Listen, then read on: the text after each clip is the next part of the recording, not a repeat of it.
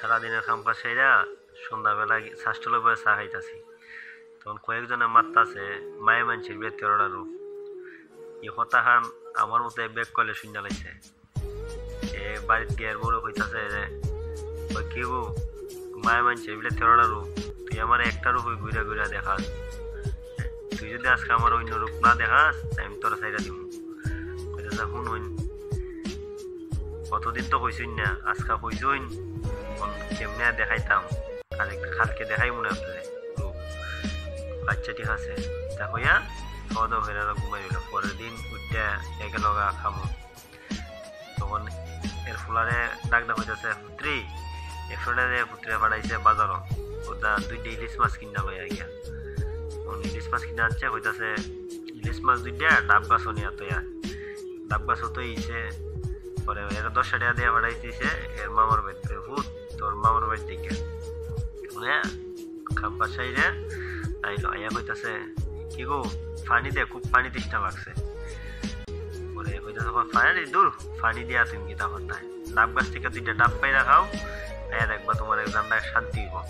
যে উঠলো ডাব গাছও উঠতে সেইটা দেখে কি ইলিশ মাছ ডাব গাছের মধ্যে 2টা ইলিশ মাছ লই এলো। আইন করে নেও সারাদিন তো খালি সিদ্ধ পুরা খাই, ইলিশ মাছ আনছি ডাব গাছ থেকে পাইরে। ইলিশ মাছ টেন তো আমি কেটটা দেখতে কেট দেখতে গেছে গা, আর এর বয়ে ইলিশ মাছ নিয়ে খাইতে লুকাই তো রাখছে, লুকাই তোয়া এটা বলছে যে মরিচ বাইটটা তো রাখছে আর ভাত আনছে, মরিচ বাড়া আর ভাত দিয়া খাইলো খাম্পার সাইডে। আয়া কইতাছে দে ভাত দেও, ভাত খাওয়ানো বইছে, বওয়ার পরে দিছে না মরিচ বাড়া আর ভাত। মরিচ বাড়া দেখে হয় খিলো, আমি আইনা দিছি ইলিশ মাছ ডাব গাছ থেকে বাইরে, তুই দিছস খালি মরিচ বাড়া। ভাই ডাব গাছও ইলিশ মাছ ধরেনি, তুমি মাছ দিতাম। ইটা লই এরা কথা খাড়াহাড়ি করতে করতে এক পর্যায়ে দিল 2টা মায়ের। আমি আইনা দিছি ইলিশ মাছ, তুই দিয়াস আমারে মরিচ বাড়া। চিল্লা চিল্লি না আশেপাশের লোক জনাইয়া দল হইল। আমি হইতেছে কি তুইছে, হইতেছে আমি ইলিশ মাছ আইনা দিছি, আমারে মাছ দিছে না, আমার খালি মরিচ বাড়া দিছে, ডাব গাছ থেকে ইলিশ মাছ আইনা দিছে। পাড়াবর্তী বেশি বইটা কইতাছে শুনছিনেও পাগলে কিতা কয়, ডাব গাছও কি ইলিশ মাছ ধরে? আমি মিলে ডাব গাছ, আমার মিলে ডাব গাছ থেকে ইলিশ মাছ আইনা দিছে, আমি আইনা দিতাম। ইতা লইয়া তো আরো দিল 2টা মায়ের।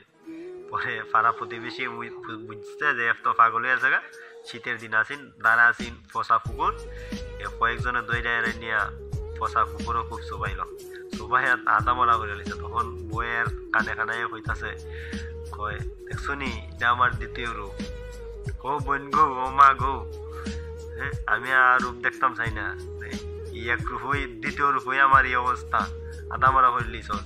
আর দ্বিতীয় রূপ দেখলে তো আমি শেষ। একটা কথা কি জানুন, মায়া মানুষের বিশ্বরূপ দেখুন নাই, মায়া মানুষের আদর যত্ন হইলে রাহুল লাগে।